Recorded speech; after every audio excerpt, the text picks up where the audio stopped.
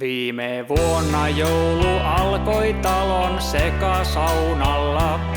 Siellä ei oo koskaan ollut niin paljon naisia. Oli rosolli ja kinkut loppu joka kaupasta. Syötiin kinkun sijaan lasten marsua. Saa perheellinen piparia kerran vuodessa. Se on puhdas niin kuin koko perhe joulusaunassa.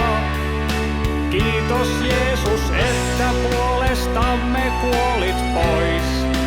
Ilman sitä tortuissakaan hilloa ei ois.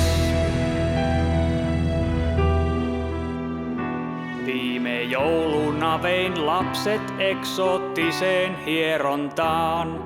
Ja maksoin koko hoidon vaimon luottokortilla.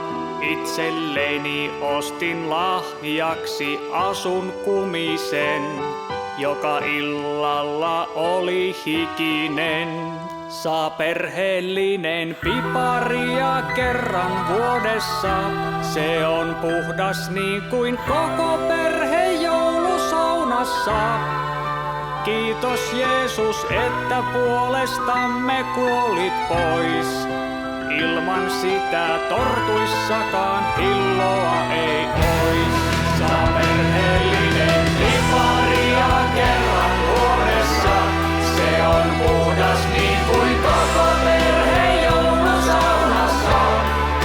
Kiitos Jeesus, että puolestamme kuolit pois.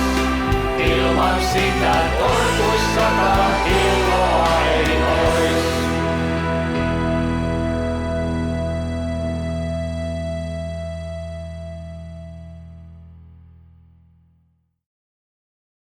Millennium.